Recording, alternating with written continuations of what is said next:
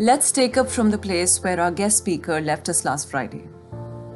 Today, we are diving into a question so many women quietly wrestle with. How do I attract a better partner? Not by shrinking, not by pretending, but by becoming more of who we already are. Ambitious, grounded, and unapologetically ourselves. Because when you're grounded in your purpose and aligned with your values, you stop chasing and start attracting.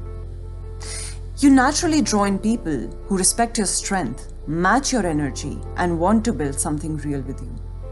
So today, we are unpacking what it looks like to date from a place of self.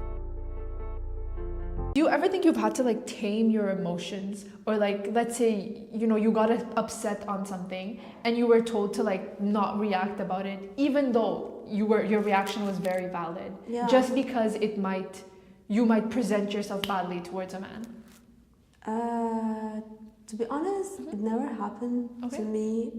To be honest, I really didn't care about the male gaze from a very young age. Especially that I have only two brothers. I don't have a sister.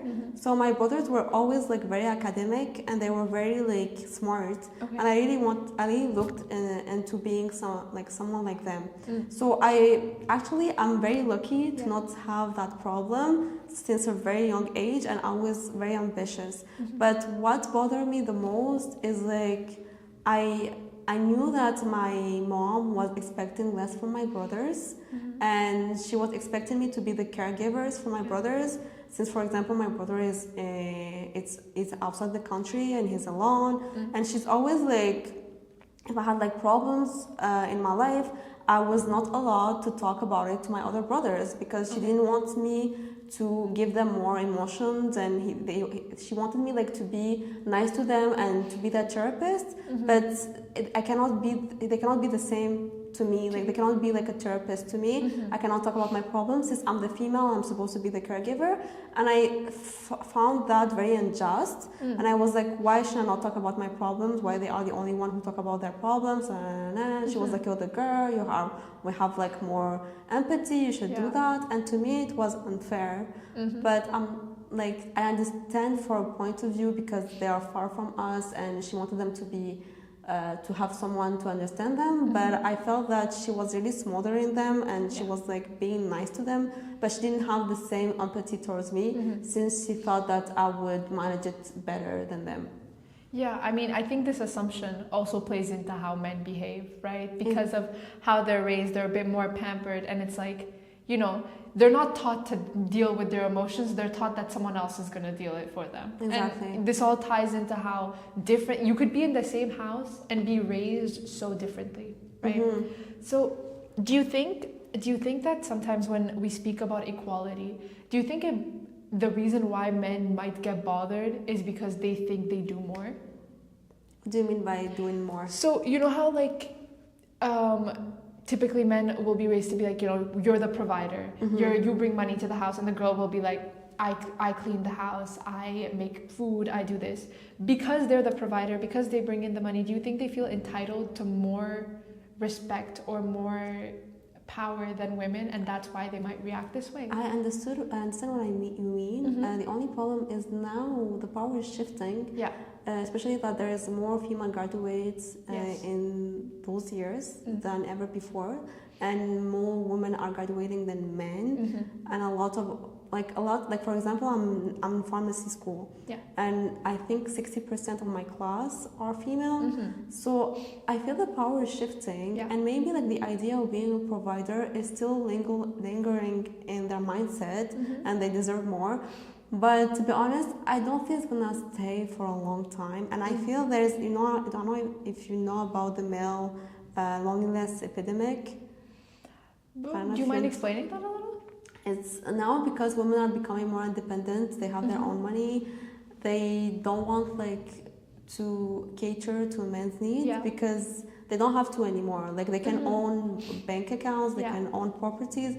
And before, since the man was the provider, the only chance of survival is getting wifed up. Right now, it's not the case, and women are making more than money, and they are more homeowners. Yeah. So right now, since men have to raise up to the women's standards, more men could not rise up because of the education they had when they were younger.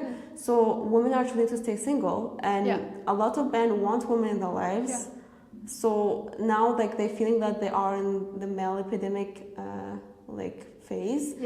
Since women are not just settling, and they want like better partners, and they want partners who are empathic and making as much as them, and they're gonna treat them nicely, and they're not gonna just settle for someone just because he's a male, which was not the case before. Yeah, I mean, I love that, you know, we're actually seeing this change. I love that you brought up that, like, you know, medicine is typically used to be dominated by men, right? And nursing would be more related to women. And I love that you're saying that in your class, the majority is women, because in a lot of places, it's still not how it is, right? And seeing this change, speaking about its change is actually crazy, because if you think about it, less than 100 years ago, this was not the reality. That's true. Far from it. So if so much change has happened in 100 years, just think about how much more is going to happen in the next, right? I do want to ask you one last question. If there's one thing you could say to women, a message you could give them out for someone who's struggling with their ambition, and then, you know, how to cope with how men react to strong ambition, right? Because I feel like you were very lucky with how men reacted to it. They helped you and they were encouraging you. Not everyone is as lucky. Typically, men will put down ambition when they see it in women, out of fear, out of discomfort. We don't know. What message would you give out to these women? To be honest, there is always mentors that would be like very happy to help you. To be honest, to find that mentor, I would tell you to find someone who's already settled up. Like the guy that I told you about, who is like a fantastic mentor right now. He's from the same origin as me, and we had like a same backstory. Like we both struggled in our childhood, and now he's married to someone, so of course he's not gonna see me as someone who he wants like to pursue. And like if you can like talk with your coworkers, like someone that you like, for example, with your coworker, like a male or a female, and you start talking with her and see if she has the same ambition as you, or if the guy has the same ambition as you. Sometimes they're willing to help even if you don't ask. They're gonna tell you like, oh, do you want to go for coffee? Nah. Even if you don't ask, they are like willing to help. You just have to show your ambition and show that you want to learn and show that you want a mentor. And some of them are willing to help. I know I've been lucky to have found someone who was willing to help me. But I feel like if you are in a toxic workplace, for example, right now, when you feel no one is gonna help you, maybe start like looking into other jobs, or maybe sign up for like networking events. Like networking events, a lot of girls, which is like very sad, use it to find a husband. I know a lot of my friends who do that. I'm gonna go to the health working event just to find my rich doctor. Okay, girl, no, that's not the mindset. Go to that networking event and see if you can get a raise. Maybe you can like talk to someone, be like, oh, we're looking for this. You have the perfect profile, and next like Monday you have an interview with them, and you got like a 30% raise just because you switched job. Maybe think this way: when you switch job and you have maybe that 30% raise, you're gonna have like more people that you can like find a husband in. Like to be honest, if you're looking to upgrade your life, you cannot stay in the same like environment. See, if you upgrade your life, you're gonna attract better. Just don't think about, okay, I'm going there to have someone. Go there to improve your life. Go there to find hobbies, to have the raise, and then afterwards, when you are in a better like life, a better like headspace, you're gonna attract a better partner, like, or you're gonna be happier with yourself. It's a win-win. So just like go into that networking event with a winning mindset, and not with, oh, I'm gonna find a partner mindset. Of course, I mean, you can't grow in an environment that wants to put you down, right? Imagine trying to grow a flower where there's no sun, no water. it's not gonna grow, it's gonna die. Exactly. So I really love that. You know, the world is such a big place. There's a place for you. You're gonna find it, you're gonna grow in it, and you're gonna find everything you want. Yes. So I really truly appreciate you coming here today. I think your story is so inspiring and your ambition is beautiful. And Thank I really you. love that you're able to do all of this. So thank you so much for coming here today. Thank you so much for inviting me. I was so happy to enlighten women. Like, to be honest, I feel it's one of my life purpose to talk about those stuff, because most of the girls I know are so centered about men, and I'd be like, you're wasting your potential. Yeah. And what guarantees you that at 40 you're not gonna be divorced with 2 kids and you'll be like, oh, I wasted so many times on that man, I should have invested into myself. And like a lot of women just like wake up really like when they are in their 40s and 50s, and they could have used all that time to work on themselves, but they didn't do it and they regret it. So I feel that more women should speak about it. 100% right. That, you know, you speak about it now, and you're probably gonna help women prevent mistakes that other women have made. You know. I hope so. Like, I hope they're gonna listen to me and just not talk about, oh, that man ghosted me last week, what should I do?